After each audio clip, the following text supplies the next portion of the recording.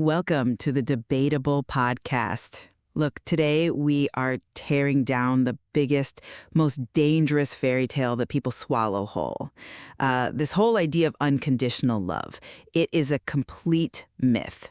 It is absolutely not a myth. It is a myth, and it is a toxic one. People use it to justify staying in horrific relationships, and it totally masks the reality that every single human connection is just a selfish transaction. Unconditional love is the absolute core of human connection. What you are saying is, well, reducing human relationship to some cold, calculated transaction is just a sad, frankly psychopathic way to view the world. Call it sad if you want, but I am going to prove today that all love is entirely conditional. It is built completely on what people can extract from each other. That is just a fact. And I am going to completely dismantle that bleak pessimism, because you are wrong. The human heart is fully capable of loving without strings attached, and I will prove it. Good luck with that. Because if you just look at reality, every human relationship comes with a price tag. Mature love requires conditions.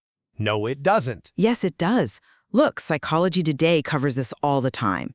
Expecting someone to love you, no matter what, is just the silent plea of a narcissistic child. It's someone who wants to get away with bad behavior. You are totally misunderstanding what love actually is? I am looking at how people act. Go read any of the thousands of relationship discussions on Reddit. Romantic love is fundamentally transactional. If your partner cheats on you, or stops paying rent, or becomes abusive, you leave, you pack your bags. Those are conditions. I furiously reject that entire premise. You are confusing the ego with the heart. Look at John Welwood's Psychology. The guy who tries to mix Eastern spirituality with therapy? Yes, and he is brilliant at it. Or look at C.S. Lewis in the concept of agape. True love comes from the heart, which naturally just says yes to another person's basic existence. The ego is what demands rent and fidelity. Saying yes to existence means nothing in the real world. It means everything. You are falling for the biggest misconception out there. Unconditional love does not mean unconditional tolerance of bad behavior. That is a total contradiction. It is not a contradiction. You can absolutely kick someone out of your house, you can end a relationship, you can set incredibly strict boundaries while still maintaining unconditional love for them in your heart. Oh, wow. That is just playing meaningless word games. I kicked you out, I changed the locks, but oh, I love you purely in my heart. It is nonsense. It is not nonsense, it is emotional maturity. It is delusion. Look, take the analogy from Psychology Today. Think of a rose. A rose needs sun and water to survive. We are human beings, not houseplants. It is an analogy. If you cut off the sun and the water, which are the conditions, the love dies, period. It withers and dies. I am tearing that rose analogy apart right now because it is garbage. You are, again, confusing the structure of a relationship with the feeling of love. They are the same thing. No, they aren't. Welwood explains this. People constantly confuse the personal needs of the ego, which say, no, you hurt me, I need space, with the unconditional openness of the heart, which says, yes, I see your humanity. Let me give you a better analogy then, since you hate the rose. If I lease a car and the car stops running, I drop the lease. Are you seriously comparing a human being to a leased car? Let me finish. I don't unconditionally love the broken car from afar. I do not sit in my house wishing the car well. I get a new car. Relationships are exactly the same. That is disgusting. Human beings are not cars. But they are interchangeable. Let's talk about the Stanford Encyclopedias of Philosophy. They call this the Fungibility Problem. Oh, here we go with the philosophy jargon to justify treating people like trash. It is not jargon, it is brutal logic. Fungibility means interchangeable. We only love people for their traits. You love someone because they are funny, or they are smart, or they are rich. False.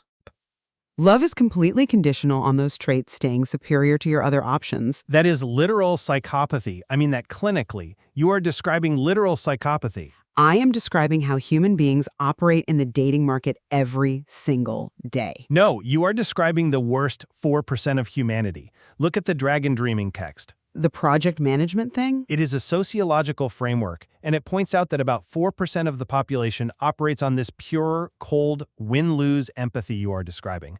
You know what we call those people? Psychopaths. I call them rational actors. You would. But the philosopher David Velleman shuts your entire fungibility argument down. Human beings have dignity, okay? Not a price tag. Everyone has a price tag. They do not. We do not love people for a list of bullet points. We bestow value on them simply by loving them. They cannot be swapped out like car parts because their consciousness is utterly unique. If you actually believe that, your worldview just creates victims. How does recognizing human dignity create victims? Because if people cannot be swapped out, if you just magically bestow intrinsic value on them, you are trapped. You are trapped loving monsters. That is not what I said at all. It is the logical conclusion of your argument. If you bestow unconditional love on someone, you enable abusers. Psychology Today specifically warns against this. Unconditional love kills individual autonomy. It turns you into a doormat. It makes you stay when you should run. I am shutting this down completely because you are ignoring the Buddhist concept of Maitri, loving kindness.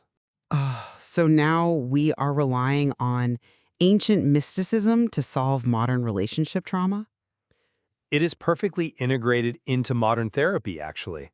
Wellwood translates Maitri as unconditional friendliness toward yourself. Unconditional love actually starts with yourself. So you're changing the subject to self-love now. It is the exact same mechanism. Listen to me. If you love yourself unconditionally, you absolutely must walk away from a toxic partner. Right, a condition. Walking away is a boundary, not a condition on your love for them. You protect yourself, but you do not stop wishing for their core goodness to heal. Wishing for a toxic ex to heal is just conditional love wearing a fake spiritual mask. How is wishing someone well conditional? Because you still want them to change. You do not love them as they are, abusive and toxic. You love an imaginary, fixed version of them. I will only approve of you when you heal. That is a condition. You are completely twisting my words. Wishing someone to heal is the ultimate recognition of their humanity. Think of a glass of muddy water. I don't drink muddy water. Nobody does. That is the point. You scoop water from a muddy river. You don't attack the water for being dirty. You let it sit. The mud settles, and the clear water is revealed. And while you wait for the mud to settle, your life falls apart. No, you step back. Unconditional love is just recognizing that the clear water exists beneath the mug. When you look at a toxic person, unconditional love sees their dignity beneath the trauma. You step back so you don't drink the mud, but you do not deny the water exists. Stepping back is a condition. We step back because we want to survive. If a partner throws mud on your life, your evolutionary programming makes you withdraw. The love turns into resentment and it dies. The proximity changes, but the compassion doesn't have to die. Of course it does. Look, this is my final stance on this. Believing in unconditional love is just a fast track to getting used. It is okay to have strict conditions. True respect actually means holding people accountable to the conditions of your life. Anything else is a fairy tale. I flatly reject everything you just said. Yes, human relationships are messy and they are flawed, but the heart's capacity to recognize another person's humanity without strings attached is real. It is the only thing that actually heals our deep wounds. Well, we are clearly never going to see eye to eye on this. Listeners, you can decide for yourselves which reality you actually live in. Thank you for joining us on the Debatable Podcast.